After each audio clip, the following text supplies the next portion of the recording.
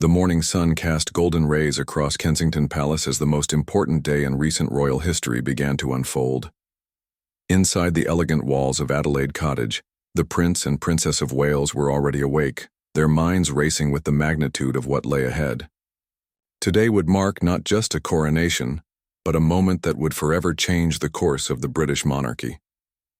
Catherine stirred first, her hand instinctively reaching for William's arm as the reality of the day settled over her like a gentle wave. The woman who had once been a commoner from Berkshire was now preparing to witness her father-in-law become king, while her own children would take their places in the most sacred ceremony the nation could offer.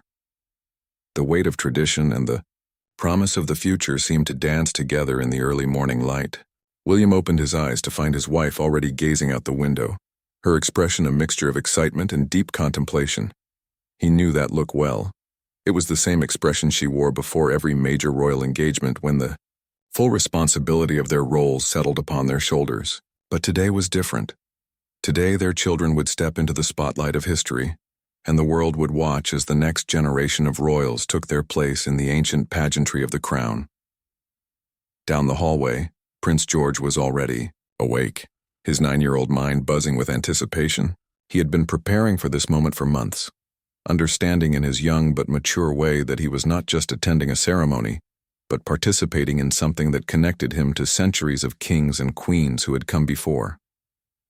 His royal training had taught him the importance of duty, but his childlike excitement about wearing his formal attire and riding in the royal carriage made the day feel like the greatest adventure of his young life. Princess Charlotte, at 8 years old, was carefully examining her dress in the mirror, her movements graceful and deliberate. She possessed an innate sense of occasion that often surprised the adults around her, and today she seemed to understand that the eyes of the world would be upon her family.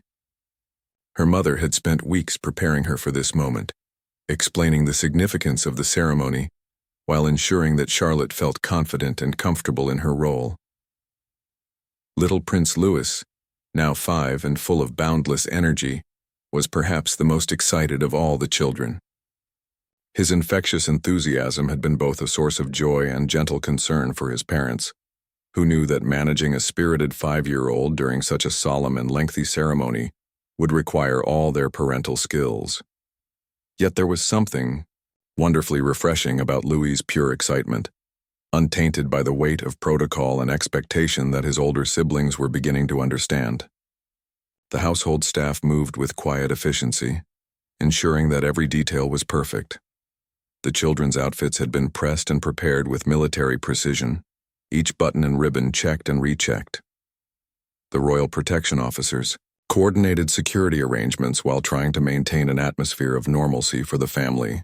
Everyone understood that this was not just any royal engagement. This was history in the making. Catherine found herself thinking about her own journey as she helped Charlotte with her hair.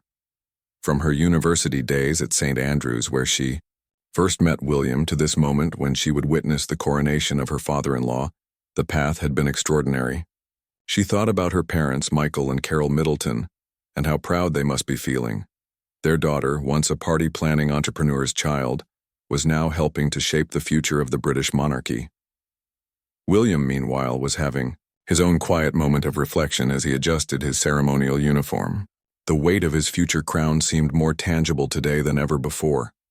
Watching his father prepare to become king made William acutely aware that his own destiny was drawing closer.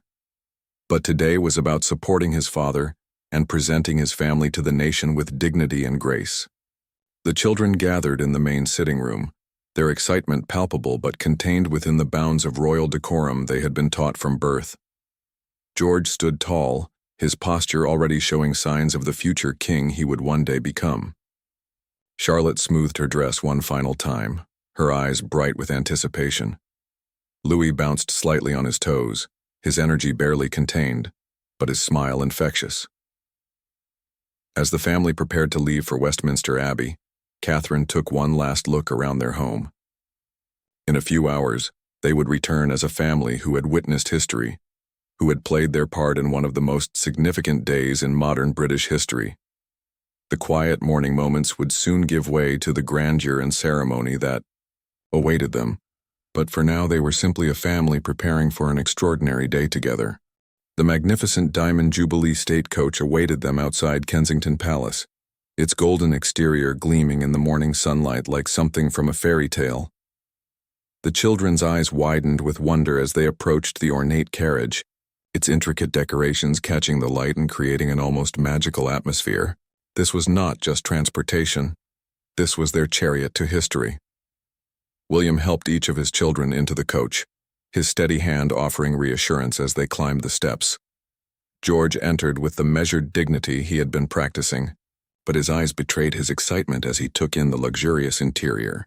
Charlotte settled into her seat with natural grace, her hands folded properly in her lap, while Louis practically vibrated with enthusiasm as he pressed his face to the window to wave at the gathering crowds.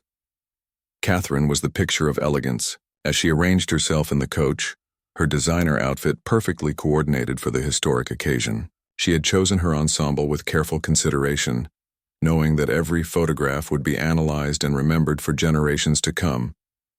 Yet beneath the polished exterior, she was very much a mother, quietly checking that each child was comfortable and prepared for the journey ahead. The coach began its stately procession through London, and immediately the family was struck by the sheer number of people lining the streets. Thousands upon thousands of well-wishers had gathered, many having camped overnight to secure the best viewing spots. British flags fluttered from every available surface, and the air was filled with cheers and applause as the royal family passed. George found himself naturally waving to the crowds, his training kicking in as he acknowledged the people's enthusiasm with appropriate royal gestures. He was beginning to understand the connection between the monarchy and the people, seeing firsthand how much this day meant to ordinary British citizens who had traveled from across the country to witness this historic moment. Charlotte was fascinated by the elaborate decorations that adorned every building along their route. Bunting stretched between lampposts. Enormous screens had been erected for those further back in the crowds to see the proceedings, and the atmosphere was electric with celebration. She waved enthusiastically at children in the crowd who were dressed in their best clothes, many wearing paper crowns and holding small Union Jack flags. Louis was perhaps having the most fun of all, his natural exuberance perfectly suited to the celebratory atmosphere. He waved with both hands, occasionally pressing his nose against the window to get a better look at the street performers and decorated storefronts. His parents exchanged amused glances as they watched their youngest son's pure joy in the moment, knowing that his genuine enthusiasm was exactly what the crowds wanted to see. The streets of London had been transformed into a spectacular display of royal pageantry. Every route they traveled showcased the best of British ceremony and tradition. Military personnel lined portions of the procession route, their uniforms immaculate, and their bearing proud. The household cavalry rode alongside the coach, their horses perfectly trained and their ceremonial swords gleaming in the sunlight.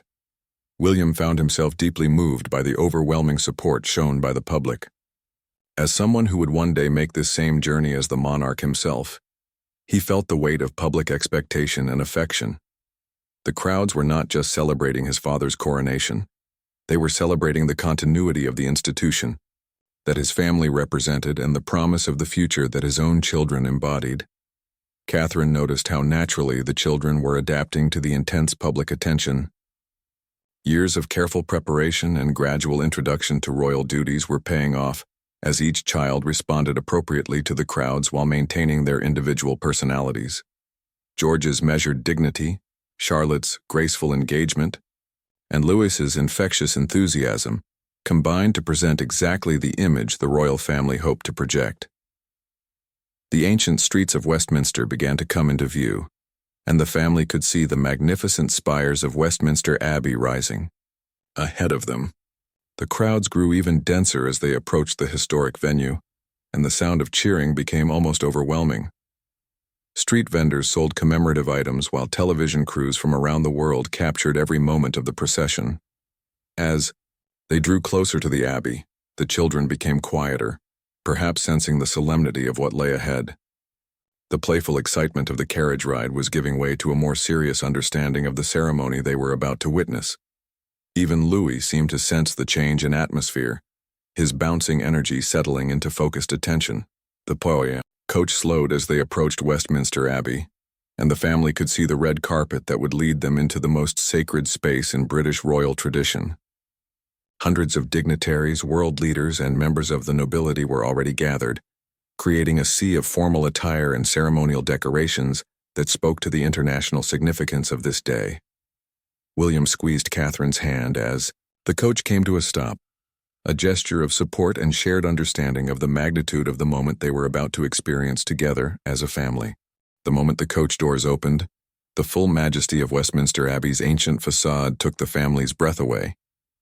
The Gothic architecture seemed to reach toward heaven itself, its stone walls having witnessed nearly 1,000 years of royal history.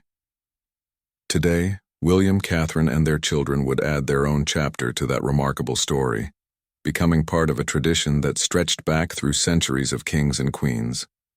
The red carpet stretched before them like a river of crimson velvet, flanked by perfectly positioned guards in their ceremonial uniforms. The children stepped down from the coach with remarkable composure, each one having been carefully prepared for this moment, but still awed by the grandeur surrounding them. The clicking of hundreds of cameras created a constant backdrop of sound, capturing every step of their historic arrival. George walked with the measured pace he had practiced countless times, his young face serious with concentration, but his eyes bright with wonder. He understood that millions of people around the world were watching this moment, and the responsibility of representing the future of the monarchy rested partly on his small shoulders. Yet there was something beautiful about seeing a 9-year-old boy stepping into such a role with natural dignity and grace. Charlotte moved beside her brother with elegant poise that seemed to come naturally to her. Her dress flowed perfectly with each step, and her genuine smile lit up the formal atmosphere around them. She had developed an intuitive understanding of royal protocol, but her warm personality shone through as she acknowledged the gathered dignitaries with appropriate nods and smiles. Louis, despite his youth and natural exuberance, seemed to grasp the solemnity of the occasion as they approached the Abbey doors. His usual bouncing energy was contained but not suppressed, and his bright eyes took in every detail of the magnificent scene around him.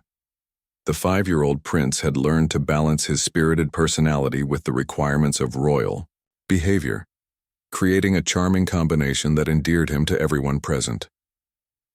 William and Catherine flanked their children as they made their way up the Abbey steps, their parental instincts perfectly balanced with their royal duties. Catherine's hand occasionally brushed against Charlotte's shoulder, a subtle gesture of maternal support, while William's presence provided steady reassurance to George as the young prince navigated his first major ceremonial role. The Abbey doors loomed before them, massive and ornate, decorated with centuries-old carvings that told the story of faith and monarchy intertwined. As they approached the threshold, the family could hear the magnificent sound of the Abbey choir rehearsing inside, their voices creating an atmosphere of sacred beauty that seemed to make the very air around them vibrate with anticipation.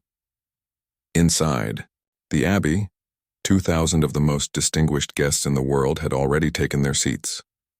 World leaders, members of the Commonwealth, representatives of every major religion, and the cream of British society filled the ancient pews. The sight was breathtaking, a sea of formal attire, ceremonial uniforms, and traditional dress from around the globe all gathered to witness this singular moment in history. The children paused for just a moment at the Abbey entrance, their eyes adjusting to the softer light inside while taking in the overwhelming beauty of the interior. The soaring arches, the intricate stonework, the brilliant stained glass windows, everything spoke of permanence and tradition, of an institution that had endured through wars, social changes, and the passage of time itself.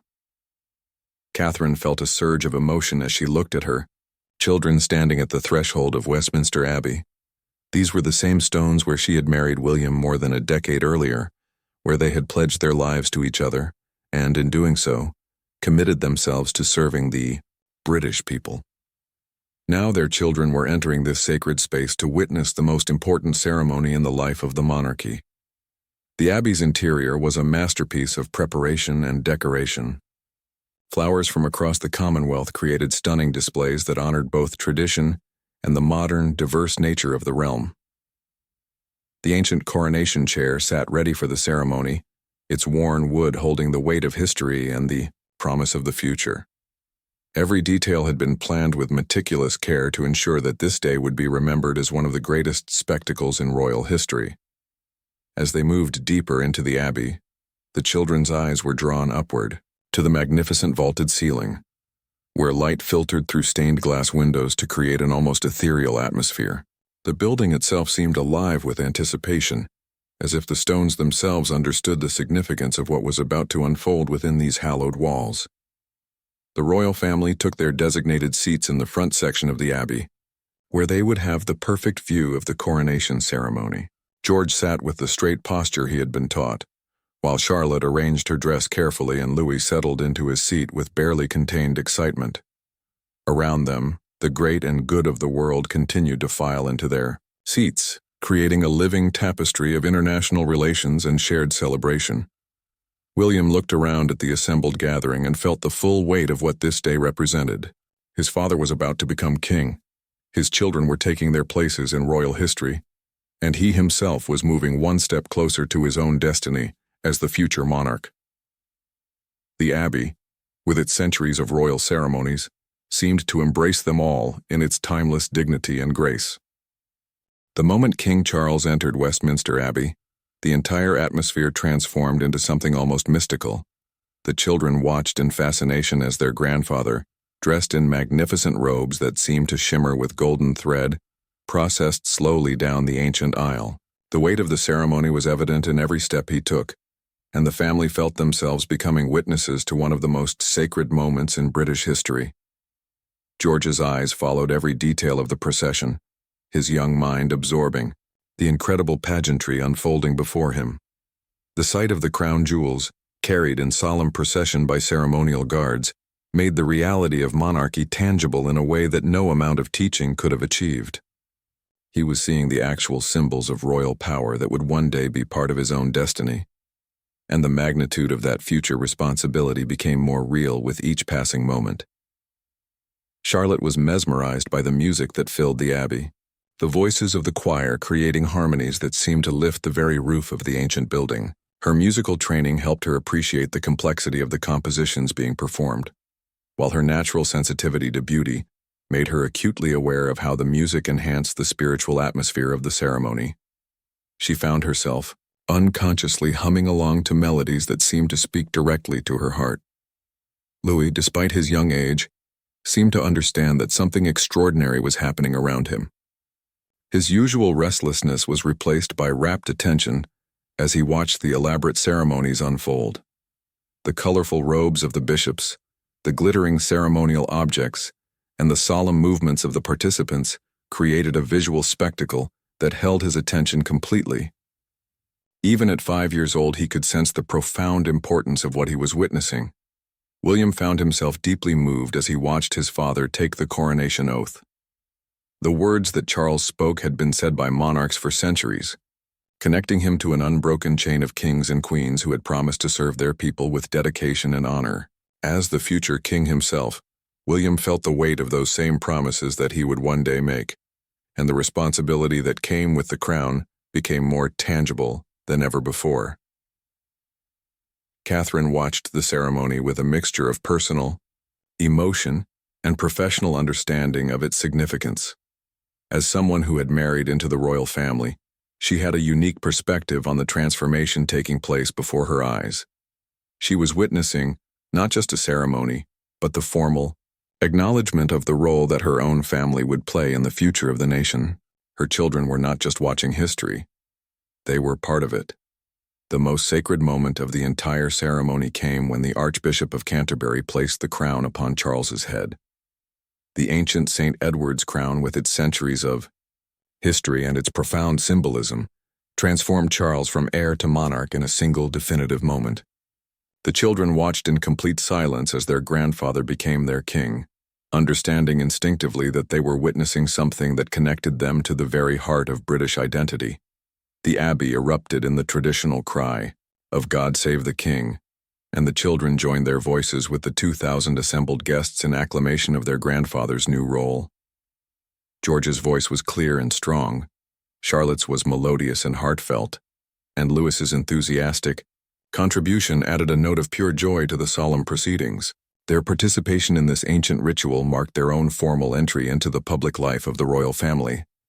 As the ceremony continued with the anointing and the presentation of the royal regalia, the children began to understand the deep, religious significance of what they were witnessing. This was not just a political ceremony or a historical pageant. It was a sacred moment where divine blessing was invoked upon their grandfather's reign. The combination of earthly power and spiritual authority was being demonstrated in ways that made ancient traditions feel immediate and relevant.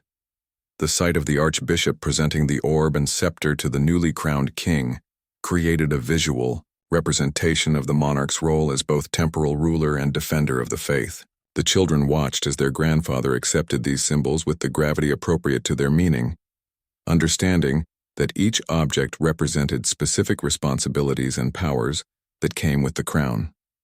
Catherine found herself thinking about the future as she watched the ceremony unfold. One day she would witness William taking these same oaths, accepting these same responsibilities, and wearing this same crown. The continuity of the monarchy was not just an abstract concept. It was a living reality that was being passed from one generation to the next, before her very eyes. The music swelled again as the ceremony reached its climactic moments, with the combined choirs and orchestra creating a sound that seemed to fill not just the abbey, but the hearts of everyone present. The children listened with wonder to compositions that had been written specifically for coronations, pieces of music that connected this day to every coronation that had come before.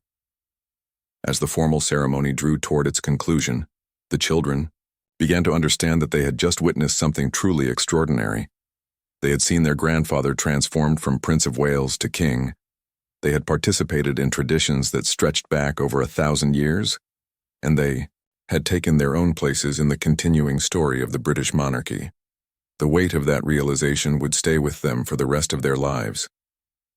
The transformation was complete, and as the newly crowned King Charles emerged from Westminster Abbey, the entire atmosphere of the day shifted from sacred solemnity to jubilant celebration. The children followed their grandfather out of the abbey, their young faces glowing with pride and excitement as they stepped back into the bright daylight. The world outside had been waiting for this moment, and the energy of thousands of celebrating people was almost overwhelming. The gold state coach awaited the newly crowned king, its magnificent golden exterior seeming even more spectacular in the afternoon light. This was the same carriage that had carried monarchs to and from their coronations for generations, and now it would carry King Charles through the streets of London for the first time as the crowned sovereign. The children watched in fascination as their grandfather approached the ornate vehicle, understanding that they were witnessing a moment that would be remembered for centuries. William and Catherine organized their children for the return procession, ensuring that each one was prepared for the even more elaborate journey back through London. The crowds that had gathered for their arrival had grown exponentially, and the streets were now packed with celebrating citizens who had waited hours to catch a glimpse of the newly crowned king and his family.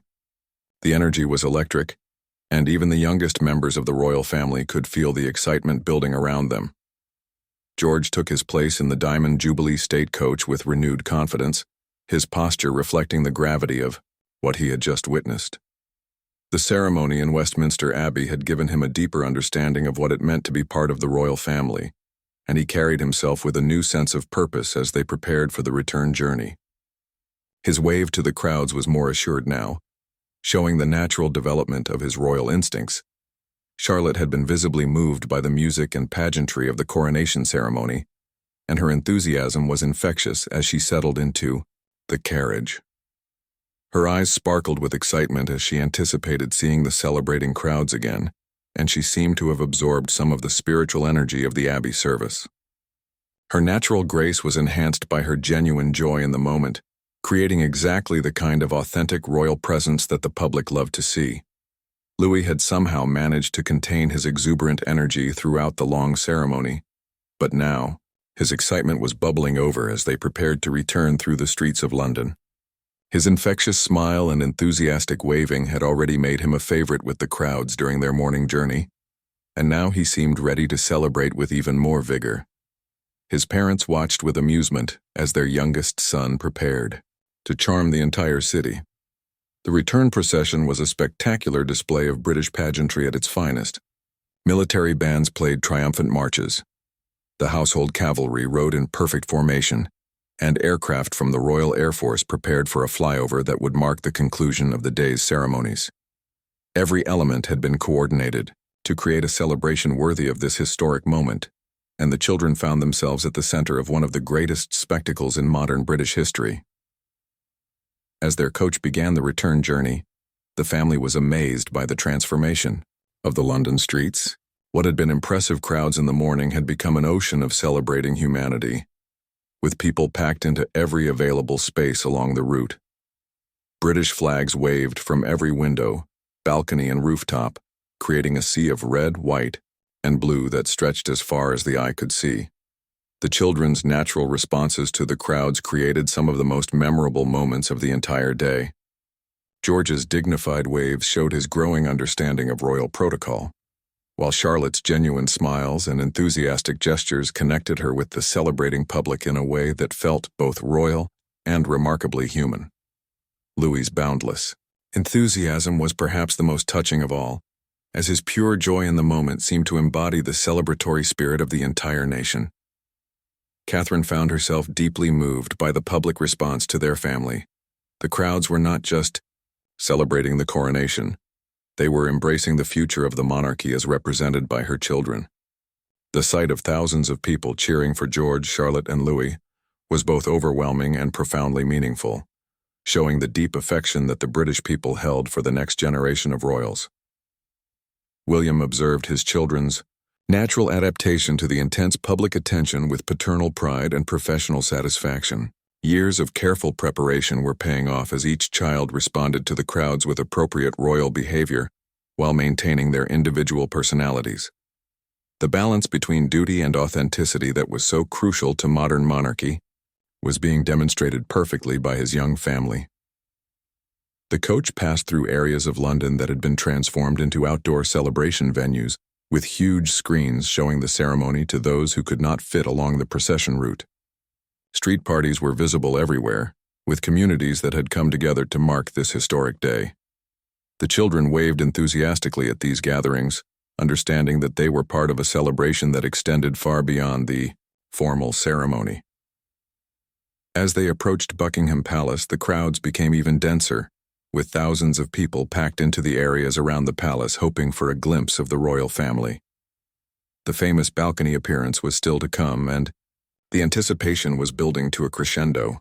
The children could see the palace ahead, its familiar facade promising the conclusion of their extraordinary day. The return journey through London had been a triumphant procession that showcased both the grandeur of the British monarchy and the genuine warmth of the relationship between the royal family and the people. The children had played their parts perfectly, contributing to a day that would be remembered as one of the most successful royal celebrations in recent history. The gates of Buckingham Palace welcomed the royal family home after their historic day, but their public duties were far from over. Thousands of people had gathered in front of the palace, creating a sea of faces stretching back as far as the eye could see. The traditional balcony appearance was the moment that everyone had been waiting for, the final crescendo of a day that had already exceeded every expectation for pageantry and celebration. Inside the palace, the family had just a few precious minutes to gather themselves before stepping onto the famous balcony that had been the stage for so many iconic royal moments throughout history. The children's excitement was palpable as they prepared for what would undoubtedly be one of the most photographed moments of their young lives. Each of them understood that they were about to participate in a tradition that connected them to generations of royals who had stood on this same balcony. George straightened his ceremonial outfit one final time, his young face showing remarkable composure for someone who was about to face the largest crowd of his life. The morning's nervous anticipation had been replaced by a quiet confidence that came from successfully navigating the day's ceremonies. He had proven to himself and to the watching world that he could handle the responsibilities that came with his position, and now he was ready for this final public moment. Charlotte checked her appearance in the mirror, her natural grace enhanced by the genuine joy she felt about the day's events. The ceremony in Westminster Abbey had touched something deep within her, and she carried that spiritual energy with her as she prepared to greet the celebrating crowds. Her smile was radiant and authentic, reflecting the happiness she felt at being part of such a momentous occasion in her family's history. Louis could barely contain his excitement as they approached the balcony doors. His boundless energy, which had been carefully managed throughout the long ceremony, was now bubbling over with anticipation. The 5-year-old prince seemed to understand instinctively that the crowds outside were there to celebrate, and his own celebratory spirit was perfectly matched to the moment they were about to share with the nation. William and Catherine exchanged a meaningful look as they prepared to step onto the balcony with their children. This moment would mark the conclusion of a perfect day, one that had showcased their family's ability to balance royal duty with genuine human warmth. The children had exceeded every expectation, and now they were about to receive the acclaim they deserved from the thousands of people who had waited to see them. The balcony doors opened, and the sound that greeted them was unlike anything the children had ever experienced. The roar of approval from the crowd was so overwhelming that it seemed to make the very air around them vibrate with energy. Thousands of voices joined together in celebration, creating a wall of sound that spoke to the deep affection the British people held for their royal family. George stepped onto the balcony with measured dignity, his wave to the crowd showing both royal training and natural confidence. The sight of the future king acknowledging the people's celebration created one of the most powerful images of the entire day. At just 9 years old, he was already demonstrating the qualities that would serve him well when his own time came to wear the crown. Charlotte's appearance on the balcony prompted an especially warm response from the crowd, her graceful gestures and genuine smile creating an immediate connection with the thousands of people gathered below.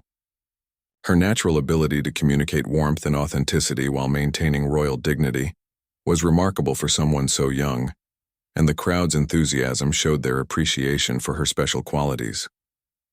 Louis bounded onto the balcony with characteristic enthusiasm, his infectious energy immediately lifting the spirits of everyone who could see him. His spontaneous waves and genuine delight in the moment created some of the most heartwarming images of the entire day. The 5-year-old prince's pure joy seemed to embody the celebratory spirit of the entire nation, and his authentic reactions made him an instant favorite with the celebrating crowds. The newly crowned King Charles joined his family on the balcony, the St. Edward's crown having been replaced by the lighter imperial state crown for the public appearances. The sight of 4 generations of the royal family together on the famous balcony created a powerful image of continuity and stability, showing the British people that their monarchy was in good hands for generations to come. Catherine stood beside her children with maternal pride evident in every gesture, her own journey from commoner to future queen consort, complete with this moment on the balcony. Watching her children handle the intense public attention with such grace and authenticity filled her with confidence about their future roles in the monarchy. The warm response from the crowd showed that the British people had embraced her children as enthusiastically as they had embraced her. The Royal Air Force flyover provided the perfect climax to the balcony appearance, with aircraft streaming overhead in perfect formation while the crowd below erupted in renewed cheering. The children looked up in wonder at the aerial display, their faces showing the same awe and excitement that could be seen on the faces of the thousands of people gathered in front of the palace. As the family waved their final waves and prepared to step back into the palace, the children could feel the satisfaction of a day perfectly executed. They had played their parts in one of the most important days in recent British history, and they had done so with a combination of royal dignity and authentic humanity that had won the hearts of everyone who had witnessed their performance. Key balcony appearance concluded with the family taking one last look at the celebrating crowds before stepping back into the privacy of Buckingham Palace. Behind them, thousands of people continued their celebrations, carrying with them memories of a day that had showcased the very best of the British monarchy and the promising future represented by the next generation of royals who had stolen the show with their perfect balance of duty and charm.